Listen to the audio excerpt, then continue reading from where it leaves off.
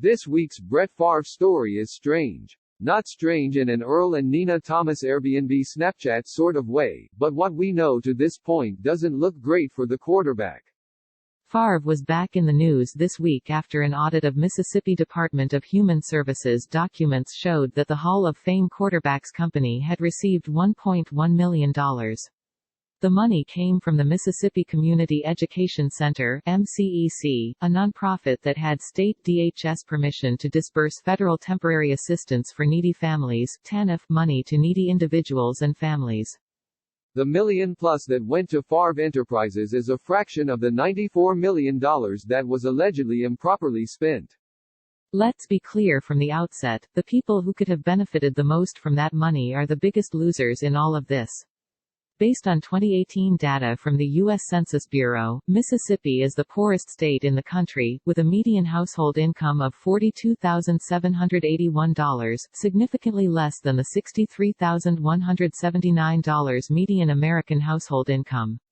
Nearly 20% of the state's residents live in poverty. The audit shows that MCEC paid Favre Enterprises $500,000 in December 2017 and $600,000 in June 2018 for appearances, including promotions, autographs and speaking engagements. Which brings up the first and most basic question, what the heck would a speaking engagement from Brett Favre do for someone battling poverty? According to the Federal Department of Health and Human Services, the purpose of the TANF program is to help needy families achieve self-sufficiency. The fleeting excitement of meeting arguably the state's most famous resident doesn't help pay the light bill or supply nutrition for food-insecure families. Maybe a sold autograph could bring in a little bit of money? For $1.1 million in federal funds earmarked to help impoverished Mississippians, Favre did nothing. At least according to State Auditor Shad White's office, which told the Mississippi Clarion-Ledger that the individual contracted did not speak nor was he present for those events.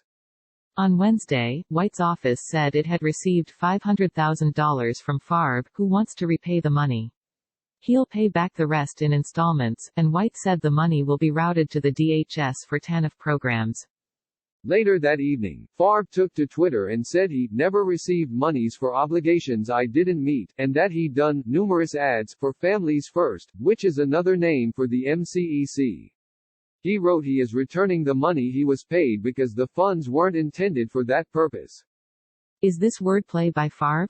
He says he did ads for Families First, but the language the state provided says he was contracted for appearances, and autographs and speaking engagements are in-person appearances. And if he felt he did what he was supposed to do for the organization, why return the money? If it finally goes to those it was intended to help, at least it will be put to better use. The sparse website for MCEC makes no mention of Favre, and multiple Google searches don't turn up any ads Favre did for the organization. A little more digging, however, does find a connection between Favre, the Department of Human Services, and MCEC, and this one raises questions as well. In March, the digital news service Mississippi Today published a story that said in January 2019 the DHS met with Favre at the request of then-Gov. Phil Bryant. Favre was hoping to get pharmaceutical company Prevacus, which researches and develops concussion treatments and of which Favre is an investor and spokesman, to locate and manufacture its drug in his home state. Wanting to bring economic development to Mississippi isn't wrong, but typically the Mississippi Development Authority would handle such situations. Mississippi Today couldn't find a clear reason why DHS took the meeting with Favre. Prevacus didn't move from Florida to Mississippi, but DHS Director John Davis, state contractor Nancy New and her son Zach New allegedly skimmed over $2 million from those DHS funds to make personal investments in Prevacus and an affiliate company. Around the same time, Favre was also looking for financial support for a volleyball center at his alma mater, the University of Southern Mississippi. The majority of the money for that facility came from the MCEC, which Nancy New owned and ran. Nancy New was one of 6 people arrested in February in connection with the alleged embezzlement scheme. She and Zach New are accused of stealing at least $4 million earmarked for Mississippi's needy. Yes, it's all as shady as it seems, and Favre saying he'll pay back his share probably isn't the end of this story. More from Yahoo Sports.